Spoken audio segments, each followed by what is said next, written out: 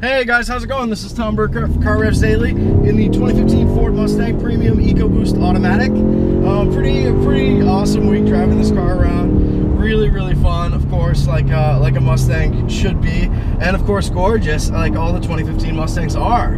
So it's really just a terrific car, and I'm loving it. So let's do. I wanted to shoot a quick video to demonstrate the vehicle's, you know, some of the sonics and how it drives, how it feels, performance. So we'll point you forward. So we are in the EcoBoost, which is a 2-liter 4-cylinder turbocharged engine making 320 horsepower. So this is the mid-spec engine versus the standard V6 and the available 5-liter V8. So let's pop the traction. We got steering. We got it in Sport Plus right now. We're gonna turn the traction control off. Do another launch there. Little launch. I don't know why, but this automatic feels much quicker than the previous Mustang EcoBoost, which had a performance pack, was bright yellow from a few months ago, where I did a review and was actually really dismayed that that the performance on the built-in 0 to 60 acceleration timer was not in the 5s, despite no matter how hard I tried, it was not in the 5s. And that really comes down to the fact that the Mustang EcoBoost loves premium fuel, but doesn't require it and doesn't demand it on its gas cap. So there's a huge difference in how the car drives on premium fuel versus with regular gasoline, as you might expect with many turbos. It is I guess sort of nice to have the option with the EcoBoost to put in regular fuel if you only have a couple bucks in your pocket. But really, it's a disservice to the turbo's power, because that immediately cuts, you know, I would estimate, you know, up to like 80 horsepower from the tab. What are these guys doing? But you know, really a great car, and we just got another full tank of premium fuel, so we should be all flushed out of any regular gas that might have been in there before. And it's quick. It feels quick. This car has a great top end. It really loves to rev. Wow, listen to that. So it's at like 60. So the red line is only at 6,500 RPMs, which is pretty normal for a turbo to have a lower red line than some 4-cylinders. But it really doesn't run out of puff. At least with this automatic, it doesn't seem to run out of puff above 5,500 RPM, as the manual sort of felt like it did. So, 6-speed automatic transmission is a $1,200 option atop this Mustang EcoBoost Premium's sticker price of $29,300. Atop, we have like an $800 delivery charge. So with no options, the Mustang EcoBoost Premium is coming in back at, I'll point back this way, I feel weird talking to myself. With no options, the Mustang EcoBoost Premium. Well, that's not a good angle, huh? I need good angles. We'll put it back forward. Anyway, it comes in at exactly $30,000. And this car adds the Shaker audio system for $1,800, which is a great stereo. It's got 12 speakers and it's super loud. But I really don't know if it were my $1,800, if I would be able to shell that out. And the other options it has are like adaptive cruise for another $1,000, navigation upgrade for the standard Sync MyTouch, Ford MyTouch with Sync, and then we have like a security package and some other goodies that takes our as tested, as delivered price to just under $36,000. So, you know, like at first you think like that's kind of pricey for a Mustang, and you know, it kind of is, but really the car makes a very compelling case for itself. And this EcoBoost is a really fun midway point between the standard 6-cylinder and the V8. For the upgrade to the EcoBoost, I believe the charge is like $2,000, and it has 15 more horsepower on paper, but is actually very similar performance-wise in the real world, at least in my hands. Got to drive a V6 automatic convertible a few months ago, and it felt plenty quick, and was ripping off 6.2s, no problem.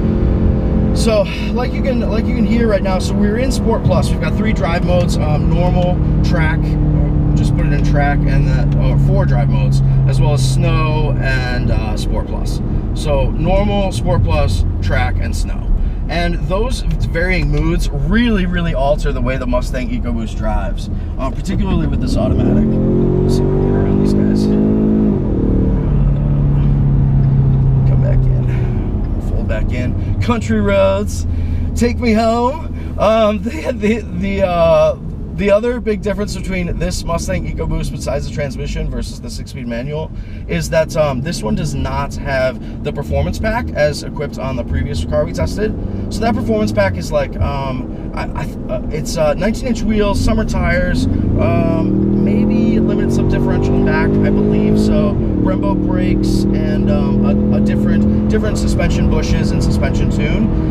And it really makes a huge difference. This EcoBoost Premium without the performance pack, when you first get in, it feels much baggier and much less precise, particularly you know, in bends and in corners and on hard throttle, where this car just has like a lot more body movement, and it's more like a classic muscle car versus the new independent rear suspension and really tied down feel of some of the hottest Mustangs. So that's something to consider, but the ride is better. These standard 18-inch wheels are pretty cool, but the tire sidewalls are really, despite being 18-inch wheels, the tire sidewalls look at and are just pretty tall, which is not the coolest appearance that you could go for in a Mustang. But of course, they all look great, even the base V6. They really do. So this Premium comes with the rear diffuser, standard HID low and bi-xenons, as well as the LED daytime running lights and the triple strake in the inside of the headlight, and lastly, LED fog lights. So it's great. It looks awesome up front, lighting wise. It's totally flawless. In back, you have those again, like another triple strake of LEDs with sequential blinkers that are cool. The car looks fantastic from all angles, even with these baby wheels. It's a great machine. So let's do a little launch. We've got people coming up, but that's the bit. Let me turn off control. TCS was back on again, so let me turn it back on. In park, if you hold the traction control toggle up, it does disable both traction control and the advanced track stability control, which is great. And at that point, once you have that stuff disabled, this car will dance and drift like a mofo. It's extremely fun, and the big advantage of that turbo, of course, being the power, and then fuel efficiency, tunability, and lightness in the nose. In the nose of this car, it definitely feels light and pointy. It's not. See, there's just a little more like a little more wallow there's just a little more wallow in the suspension than you might like in a really hardcore performance car. Before driving this Mustang EcoBoost was in a Nissan Juke Nismo RS, and that car is like, it feels so much tighter in terms of its performance tune and suspension and all that stuff versus the Mustang, which, you know, in this equipment level has, you know, the brakes are good and really stop you, but they don't have an awesome feel. And the suspension, like we mentioned, and steering just has like a little more slop. But the flip side is it's way more comfortable on the highway. Okay, so once you know, once you've sort of gotten all that stuff cleared out and you've decided that you want a Mustang, obviously your biggest question is going to be powertrain. You know, what engine should I get? What can I afford? And what's going to be the most fun for the lifetime of your driving the car? And for that, you know, I would definitely say V8 all the time. Get the V8 because it's awesome and it feels like what the Mustang deserves. But that being said, the EcoBoost is very fun and very, very fast. And, you know, I'm gonna get you guys are gonna hate me for saying this, but the automatic seems like even better calibrated to its performance nature than the stick shift. The automatic is just better able to leverage the boost transitions, and as each gear shift happens, for example, there is, you know, a rush and boost, so that when the next gear kicks in, it has a little surge forward. I mean, it's a very fun driving experience, enhanced by all these different settings. You've got a transmission sport mode, and then the driving modes we mentioned, and then we have steering feel adjustments, And I believe that's it.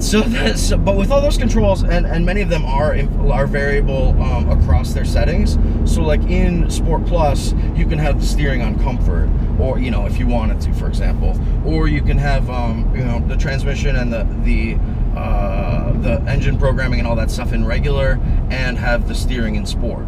So you do have a lot of really good options for the flexibility of and what kind of mood you're in. For the car is willing and able to respond via its various modes, which are very, very convincing. You can see in Sport Plus, I mean, as we come off the throttle, it doesn't upshift right away. It will upshift if I come back on the throttle, as if I'm just cruising. I won't touch it right now. Forward collision warning system was activated there briefly. So it does calm down, but it's much more eager to hold gears. It rev matches as you slow down, and has so it just downshifted me, and has yaw based algorithmic logic, so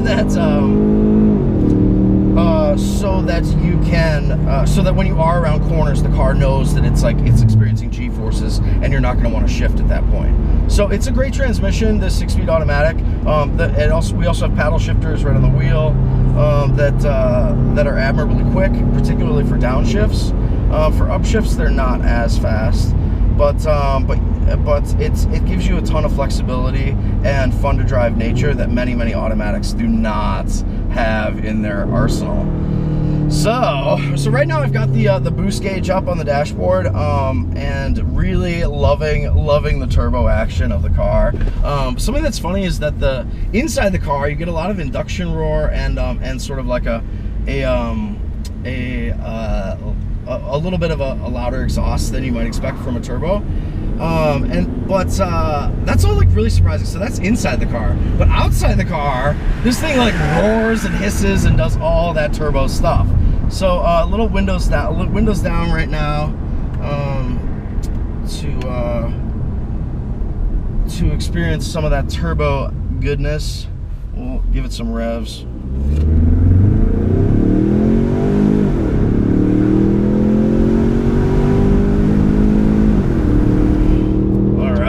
So it did kind of feel like it was running on a puff at about 6,000 RPM there versus what I said before. But really, very quick, very convincing vehicle.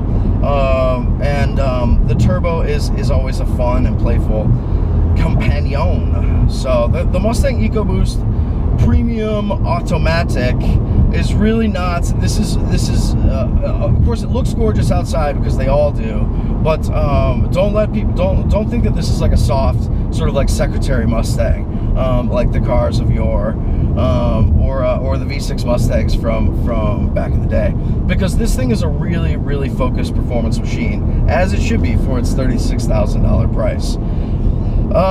So I'm loving it. I think the car is really great. I would strongly suggest getting the performance pack for anybody who loves driving and hard cornering, because it has so much benefit in terms of like the tactile feel of the vehicle, the actual handling precision, as well as the style with those bigger wheels and grippier tires. It's really just like a win-win-win, and I can't think of any downside. Though this car does ride a little softer than the performance pack car did in my memory, it's really not a noticeable difference. Not enough to sway somebody not to get it. So it's really just going to be like what options you really need to feel like you've got this awesome 2015 Mustang that's one of the coolest cars on the road. You can do that with any powertrain combination you choose. Would I get the Mustang EcoBoost automatic? Maybe. I don't know. I think it would be really fun and very tunable. Something I wanted to mention briefly is that regarding the tunability of the EcoBoost 4-cylinder turbocharged engine, is that with the boost gauge we can really see like how much boost we're pushing, and I'm shocked to report that this thing spikes up to 20 psi like instantly, and 20 psi is huge. I mean, in terms of like WRX, you're talking like 12-13 psi. WRX STI, you're back at like you're up to like 17-18 psi. So for this thing to be shooting to 20 when it can is really special, and speaks to the strength of the engine.